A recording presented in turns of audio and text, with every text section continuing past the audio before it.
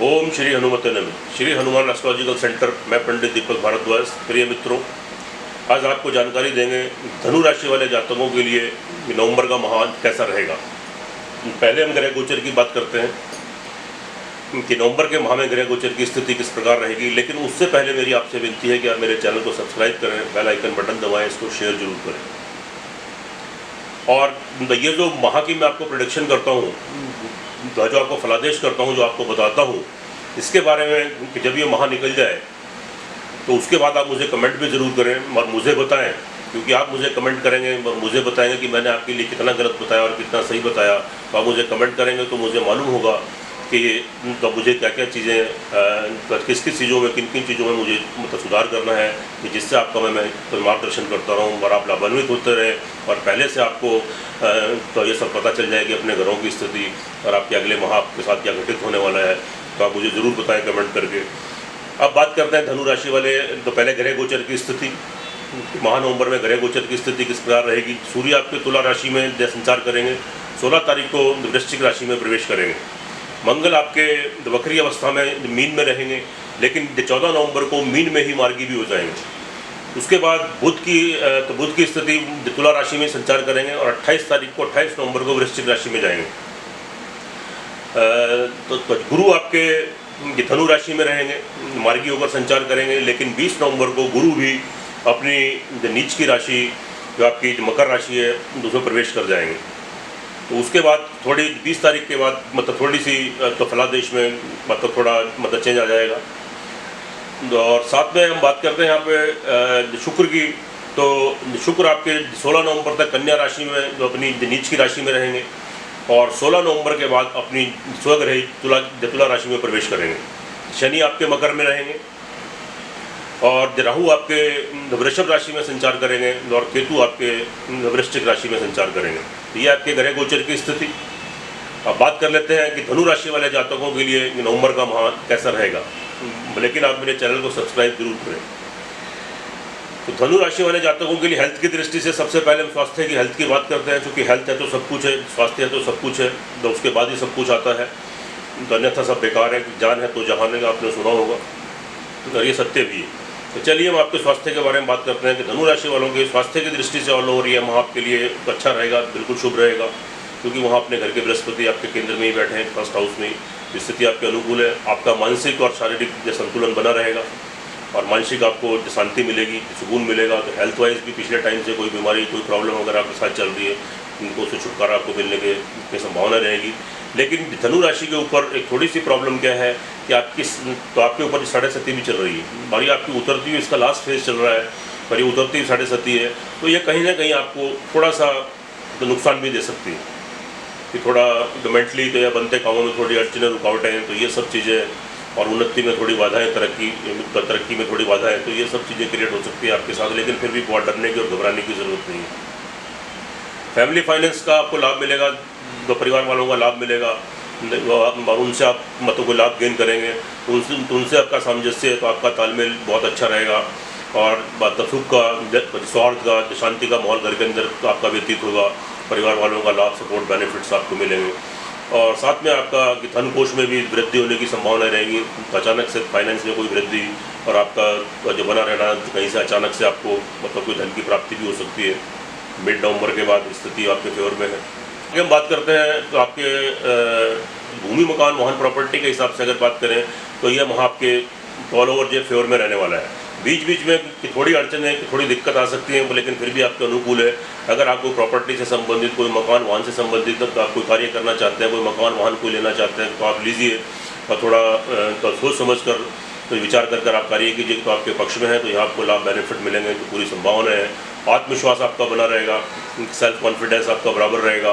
आत्मविश्वास के बल पर कार्य करेंगे, उसमें तरक्की करेंगे तो लाभ मिलेगा। मिड नवंबर तक स्थिति की थोड़ी सी आपके फेवर में नहीं रहेगी तो काम धंधे को लेके, और तो उसके बाद स्थिति आपके अनुकूल बनेगी। और जो आपके मित्र बंधु हैं उनका भी लाभ, बेनिफिट, सपोर्ट, जो आपके छोटे भाई हैं उनका लाभ, बेनिफिट, सपोर्ट, आपके सहकर्मी तो उनकी अनुकूलता, तो ये सब आपको मिलेगी। तो आपके फेवर में आपकी स्थिति है। और तो अगर बात करें हम आपके इसके संतान पक्ष की दृष्टि से, तो यहाँ थोड़ी सी स्थिति की थोड़ी गड़बड़ाई हुई है। तो संतान पक्ष को लेके थोड़ा उनके विवाह शादी में कोई प्रॉब्लम आनी, या उनके एजुकेशन कोई कैरियर को लेके कोई दिक्कत आनी, उनकी नौकरी में कोई परेशानी आनी, या उनकी हेल्थ से लेके तो आप मतलब डिस्टर्ब होना, चिंता में पड़ना, और वहाँ पे संतान को लेके कोई अनावश्यक खर्चा होना, संतुष्टि में कमी, सेटिस्फैक्शन में कमी, या संतान के साथ कोई जो मन मुटाव, तो ये सब चीज़ें भी थोड़ी क्रिएट हो सकती है। और लेकिन आप थोड़ा अपना मानसिक संतुलन बना के रखें, क्योंकि आपके अंदर या थोड़ी उत्तेजना की थोड़ी भावना संतान पक्ष को लेकर आ सकती है, आप उत्तेजित हो सकते हैं, वहाँ संयम रखें और अपनी वाणी पर कंट्रोल रखें, तो स्थिति आपकी सामान्य रहेगी। इसके बाद जो नौकरी पेशे वालों की बात करते हैं तो मिड नवंबर तक स्थिति बहुत फेवर में नहीं है। हाँ, जो प्रेम संबंध वाले लोग हैं तो वह भी थोड़ा मतलब ध्यान दें कि अन्यथा अगर वो क्रोध की स्थिति में आएंगे, कोई आर्ग्यूमेंट ज़्यादा करेंगे तो उनके प्रेम संबंध खराब हो सकते हैं, उनके संबंध विच्छेद हो सकते हैं, उनमें मतभेद क्रिएट हो सकते हैं, डिफरेंसेस आ सकते हैं, और साथ में आपका रिलेशनशिप जो है आपकी ब्रेक भी हो सकती है। और एजुकेशन वाले छात्रों को भी थोड़ी कॉन्सेंट्रेशन में कमी आएगी कि थोड़ी जो उत्तेजना बढ़ी रहेगी, उत्तेजना का माहौल रहेगा, और साथ में पढ़ाई में भी मतलब थोड़ा ध्यान लगाना, तो या पढ़ाई में बहुत ज़्यादा सक्सेस नहीं मिलना, तो ये मतलब थोड़ी स्थिति आपकी मतलब ऊपर नीचे चलेगी। उसके बाद नौकरी पेशे वालों के लिए स्थिति मिड नवंबर तक फेवर में नहीं है, लेकिन मिड नवंबर के बाद स्थिति फेवर में बनेगी, और मिड नवंबर के बाद अचानक से नौकरी के का योग बनना, नई नौकरी लगना, या नौकरी में तरक्की उन्नति करना, तो ये सब चीज़ें तो इसकी संभावनाएं दिखाई दे रही हैं, आपके पक्ष में है। और उसके बाद जो आपका शत्रु पक्ष है तो आपको 16 नवंबर तक थोड़ा वहाँ पे सावधान रहने की ज़रूरत है, तो आपको सावधानी बरतनी, नहीं तो अचानक आप जिसके ऊपर बहुत विश्वास करते हैं वहाँ से आपको धोखा मिल सकता है, आपको परेशानी क्रिएट हो सकती है, और आपको कोई चीट कर सकता है, कोई धोखाधड़ी आपके साथ हो सकती है। और जहाँ से आपका कोई कर्जा वगैरह कोई ऋण भार चल रहा है तो इसमें कर्जा लेने की भी संभावनाएं बनेगी, तो आपके ऊपर कर्जा भी चढ़ सकता है, और पहले से कोई कर्जा चल रहा तो उसको आपको चुकाने में तो उसको गजरी पेमेंट करने में आपको दिक्कत परेशानी क्रिएट हो सकती है, या उधर से कोई प्रॉब्लम आपको आ सकती है, तो थोड़ा संभल कर रहें, सतर्क रहें। और साथ में जो आपके दाम्पत्य जीवन की बात करते हैं, यहाँ स्थिति आपके फेवर में बन रही है, दाम्पत्य जीवन का आपको लाभ मिलेगा, बेनिफिट मिलेगा, कोई विवाह शादी का नया सूत्र बनेगा, और आपके जो पार्टनर हैं तो उनका कॉपरेशन सपोर्ट लाभ मिलेगा, तो नए विवाह शादी के अवसर प्राप्त होंगे, कि नए संबंध भी आपके बन सकते हैं। और बिजनेस लाभ, साझेदारी में अगर कोई पार्टनरशिप करना चाहे, कोई काम धंधा करना चाहे, आप कर सकते हैं, कि स्थिति आपके अनुकूल है, आप उन्नति करेंगे और लाभ की पूरी संभावनाएँ बन रही है। लेकिन अचानक से कोई दुर्घटना आदि आपके साथ घट सकती है, कोई चोट फेट या हेल्थ इश्यूज अचानक लेकिन फिर भी वो मेजर प्रॉब्लम नहीं है, कि थोड़े समय के लिए आ सकता है और आगे निकल जाएगा, तो वहाँ भी ज़्यादा टेंशन नहीं है। और भाग्य की दृष्टि से देखें तो यहाँ स्थिति थोड़ी आपके अनुकूल नहीं है, क्योंकि भाग्य उन्नति में बार बार बाधा आएंगी, भाग्य यहाँ पूरा सपोर्ट नहीं कर रहा है, तो उन्नति में बार बार बाधाएँ आनी, लेकिन बाधाओं के बाद भी आप मिड नवंबर के बाद आप अच्छी तरीके से आप मतलब तरक्की करेंगे। और क्योंकि कार्य व्यवसाय के हिसाब से स्थिति आपके अनुकूल है, क्योंकि आपके दशमेश जो आपके कर्मेश भी है दशमेश, तो आपके बुध आपके 11th हाउस में जो सोर्स ऑफ इनकम में बैठे हैं, तो स्थिति आपके अनुकूल बन रही है यहाँ पर। लेकिन मिड नवंबर के बाद स्थिति बिल्कुल ठीक रहेगी, कार्य व्यवसाय आपका ठीक से चलेगा सुचारू रूप से। अगर कोई कार्य चेंज करना चाहें, तो कोई व्यवसाय में कोई तब्दीली आपको करनी है, या आपको व्यवसाय बढ़ाना है, या कोई नया व्यवसाय खोलना है, तो आप मिड नवंबर के बाद कीजिए, तो आपको लाभ मिलेंगे, तो आपको बेनिफिट मिलेंगे, तो उसमें कोई प्रॉब्लम नहीं है। लाभ की दृष्टि से अगर देखें तो लाभ की दृष्टि से भी स्थिति ठीक है, बीच बीच में थोड़ी सूर्य देव की वजह से मतलब आपको थोड़ी सी रुकावट आ सकती है, क्योंकि सूर्य वहाँ नीच के चल रहे हैं, और जो मिड नवंबर के बाद स्थिति थोड़ी अनुकूल बनेगी, और आपको लाभ की तो इनकम की जो सोर्सेज आपकी बनेगी, और आपका इनकम में जो रुकावट वगैरह मिड नवंबर तक रहेगी, तो वो सब दूर हो जाएंगे, धीरे धीरे करके स्थिति आपके पक्ष में बननी शुरू हो जाएगी। ट्रैवलिंग की दृष्टि से बात करें तो यहाँ भी थोड़ा संभल कर चलने की ज़रूरत है, अचानक से कोई आपको जो नुकसान हो सकता है वहाँ पर, और कोई प्रॉब्लम क्रिएट हो सकती है, और कोई चोट-फेट एक्सीडेंट भी और कोई दुर्घटना भी आपके साथ ट्रैवलिंग से आपको, अगर कोई बिजनेस व्यापार कर रहे हैं आप ट्रैवलिंग के थ्रू, यात्रा आदि के थ्रू, वहाँ भी आपको मतलब संभल कर चलने की ज़रूरत है, बहुत ध्यान देने की ज़रूरत है। तो कुछ तारीखें ऐसी हैं कि जो मैं आपको बताऊंगा तो उसमें तो आप बिल्कुल भी ट्रैवलिंग नहीं करें, अन्यथा तो यह आपको तो यात्रा आदि से, अगर कोई बिजनेस है, कोई जॉब है आपका, कोई ट्रैवलिंग के थ्रू, तो वहाँ से आपको लाभ की बजाय नुकसान होने की संभावना रहेंगे। खास तौर से क्योंकि जो तारीखें मैं आपको बताऊंगा तो उन तारीखों में तो आप ट्रैवलिंग से संबंधित कोई भी कार्य नहीं करें, अन्यथा आपको लाभ की बजाय नुकसान होने की पूरी संभावना रहेगी। ऑल ओवर अगर देखें तो अगर ग्रहों की स्थिति आपके अनुकूल है आपकी कुंडली में, तो 70-80% तक स्थिति तो आपके ठीक रहेगी, आप उन्नति करेंगे, आप लाभ गेन करेंगे। और अगर स्थिति आपके ग्रहों के पक्ष में नहीं है, तो उनकी दशा अंतर्दशा आपके फेवर में नहीं है, तो यहाँ पर आप जो है 20-30% ही आपको लाभ गेन कर सकते हैं आप, क्योंकि जो शनि की 7.5 भी है तो यहाँ भी थोड़ी आपको दिक्कत है। तो उपाय मैं आपको बाद में बताता हूँ। उपाय करने से क्या होता है कि 70-80% तक कि 90% तक जो ग्रहों को दुष्प्रभाव आपको मिलते हैं तो वो आपको उसके शुभ प्रभाव मिलने शुरू हो जाते हैं, और जो ग्रहों की जो प्रतिकूलता है तो वो समाप्त हो जाती है और उनके अनुकूल प्रभाव आपको देखने को मिलते हैं। अब बात कर लेते हैं कि अशुभ तिथियों के बारे में, लेकिन उससे पहले फिर मैं आपसे एक बार विनती करूँगा कि आप मेरे चैनल को सब्सक्राइब जरूर करें, बेल आइकन बटन दबाएं, इसको शेयर जरूर करें। तो आपकी अशुभ तारीखें हैं 24, 25, 26। तो 24, 25, 26 तारीख को आप कोई भूमि, मकान, वाहन से संबंधित कोई क्रय विक्रय तो या कोई कार्य ना करें, कि नए घर में प्रवेश मत करें, नई गाड़ी परचेज मत करें, क्योंकि आपका 24, 25, 26 तारीख आपकी इन सब कार्यों के लिए अनुकूल नहीं है।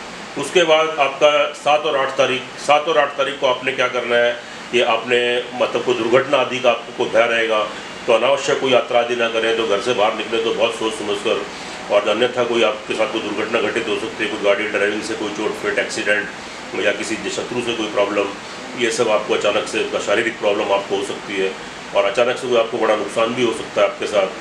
तो ये कि तो आप क्या करें कि आप 7-8 तारीख को और आपको मतलब इन 2 तारीखों को आपको अवॉइड करना है। उसके बाद आती है आपकी 15, 16 और 17 तारीख, क्योंकि जैसा कि मैंने कहा आपको ट्रैवलिंग से और के संबंधित कोई कार्य है आपका, या बिज़नेस है, या नौकरी है, आपका जॉब है, और या फिर कोई कोर्ट कचहरी में कोई केस चल रहा है, तो आप ख़ास तौर से इन 3 तारीखों में आप ध्यान दें। 15 तारीख को 12 बजे के बाद और 16 तारीख को पूरा दिन, उसके बाद 17 तारीख को 12:30 बजे तक आप कोई तो यात्रादि वगैरह का जो भी कार्य है उसको आप टाल दें, अन्यथा आपको लाभ की बजाय आपको नुकसान होगा। अचानक से आपको बड़ा वेस्ट एक्सपेंडिचर, पैसे का नुकसान, लॉस, कोई संबंध खत्म होना, कोई टूटना, कोई बिजनेस संबंध, रिलेशन खत्म होना, आपको कोर्ट कचहरी में कोई नुकसान और हार का मुँह देखना, तो ये सब चीज़ें क्रिएट हो सकती हैं। तो आप इन 3 तारीखों को 15, 16, 17 को अवॉइड करें, तो उसके बाद स्थिति आपकी ठीक बनेगी। अब बात करते हैं उपाय की।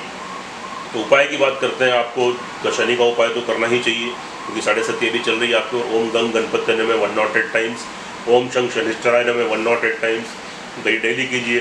शनिवार को प्योरिटी से रहिए, सूर्य को जल चढ़ाइए, और साथ में तो पक्षियों को और चींटियों को आप खिलाते रहिए।